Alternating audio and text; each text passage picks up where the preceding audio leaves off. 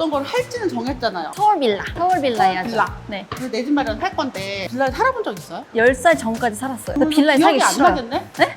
항상 엄마가 어렸을 때부터 민정아 뭐 갖고 싶어 뭐 하면은 전 무조건 나 이사 가고 싶어 했어요. 어렸을 때 사촌 집에 가면은 목욕하고 갔어요. 왜냐면 따뜻한 물이 안 나와. 아, 우리 집에? 네. 근데 저 그게 당연한 줄 알았는데 가서 생각하니까 아이고. 엄청 어려우셨대요. 지금은 50평대 아파트 살아요. 제가 악몽 딱 하나 꿔요. 그 빌라로 이사 가는 거. 아니, 빌라 트라우마 있는데 빌라 어떻게 살라 그래? 우리 엄마 아빠 그 빌라에 살다가 아파트로 이사 갔듯이 나도 할 수 있다.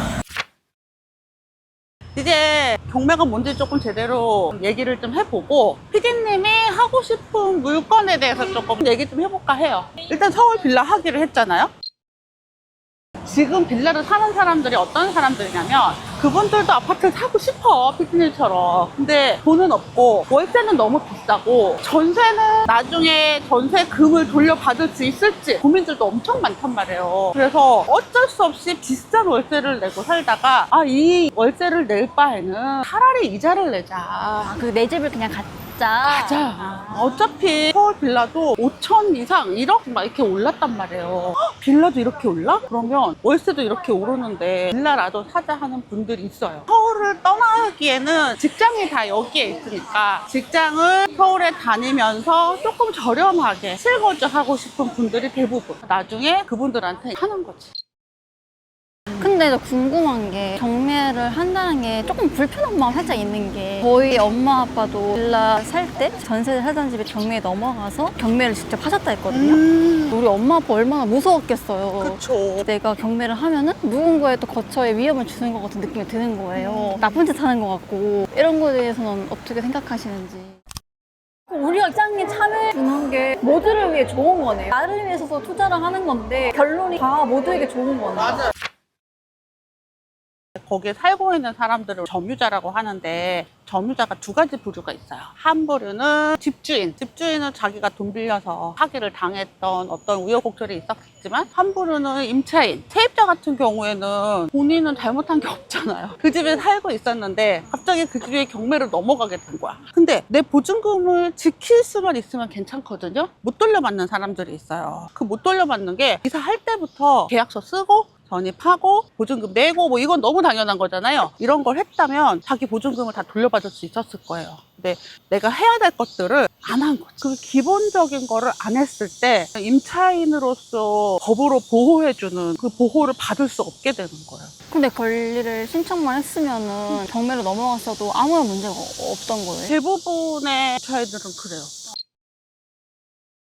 근데 그럼에도 불구하고 안 되는 몇 가지들이 있어요. 집주인의 세금을 엄청 많이 체납을 이렇게 많이 했다고 할게요. 그러면은 보증금보다 얘가 먼저 배당이 되기도 해요. 피해자가 분명히 있긴 하네요. 그렇죠. 임차인은 항상 위험에 노출이 되어 있어요.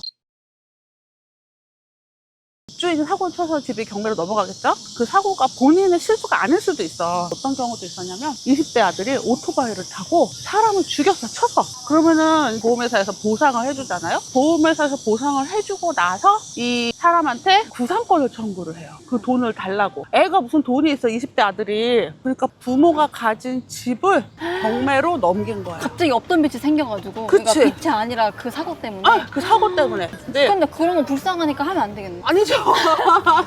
불쌍하잖아, 어떡해. 근데 그 사람은 빚을 갚아야 돼요. 누군가 낙찰을 받아줘야 그 채무에서 벗어날 수가 있잖아요. 그 사람은 돈이 없는데, 집밖에 없는데. 그럼요. 누군가는 그 빚을 갚을 수 있도록 낙찰을 받아줘야 되고, 그러면 그 구상권 된 거를 보험회사는 가져갈 것이고, 살면서 돈 벌어서 갚아도 되잖아요. 가진 재산이 있는데 그렇게 기다려주지 않지. 어쨌든 갚아야 될 빚이 있는 거예요. 이거는 명명백백하게 법적으로 반드시 갚아야 돼. 그런 어떤 의무와 책임, 그게 있는 거고, 돈 받을 사람은 꼭 받아야 돼. 명명백백한 그게 있을 때 경매가 시작이 되는 거지.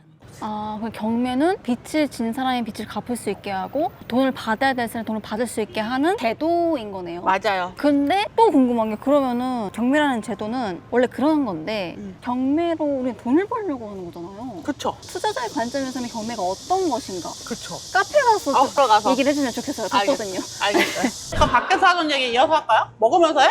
뭐였죠? 밖에서 하는 거. 그래서 투자자의 관점에서는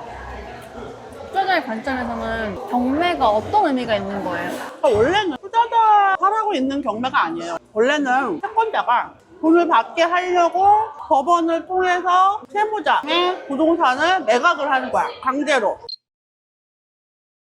법원 입장에서는 아니 이 사람한테 집을 팔아서 이 채권자한테 돈을 줘야 되는데 거기에 뭐 임차인도 있어 뭐 이런 거를 법원이 다 언제 해. 그러니까 낙찰자 네가 해라. 입찰하는 사람들은 시세보다 싸게 할 수 있네. 시세보다 싸게 사서 시세대로 팔아도 돈이 되네. 대신에 거기에 살고 있는 사람 내보내는 거 그런 거 내가 좀 수고하고 법원에 가서 입찰하는 거 수고하고 그냥 그 수고비를 내 몸으로 때우겠다. 약간 이게 그런 것 같아. 우리가 아울렛 가서 사면 아울렛까지 가야 되고 시즌 조금 지난 것이기도 하고 대신에 싸게 살 수 있고 그런 느낌 같네요. 아울렛이 딱 맞는 표현이 뭐 어떤 게 너무너무 나하고 잘 어울리는데 누런 얼룩이 있어. 그러면 사요 말아요? 뺄 수 있으면 사겠죠. 그쵸. 뺄 수 있는 사람은 사는 거야. 보니까 단추가 하나 없어. 근데 10%야. 내가 단추를 다는 거지. 그러니까 약간의 그 정도의 수고가 있다는 거예요. 근데 옛날에는 누가 얼마를 쓰는지가 공개돼 있었어요. 힘 있는 사람들이 와서 야 너 그거 우리가 할 거니까 낙찰 받지 마 막 이렇게 할 수가 있었단 말이에요. 법이 바뀌면서 누가 어디에 얼마를 쓰는지 개찰할 때까지 아무도 모르게 바뀐 거야. 힘 있는 사람들이 압박을 주면은 자기네만 싸게 더 싸게 받을 거 아니에요. 가치가 떨어지게 받으니까 채권 채무자도 좀 힘들고 오히려 일반인이 개입을 하면서 자연스럽게 수요 공급이 되면서 적정 가격이 오히려 형성되니까 채무자나 채권자도 좋은 거네요.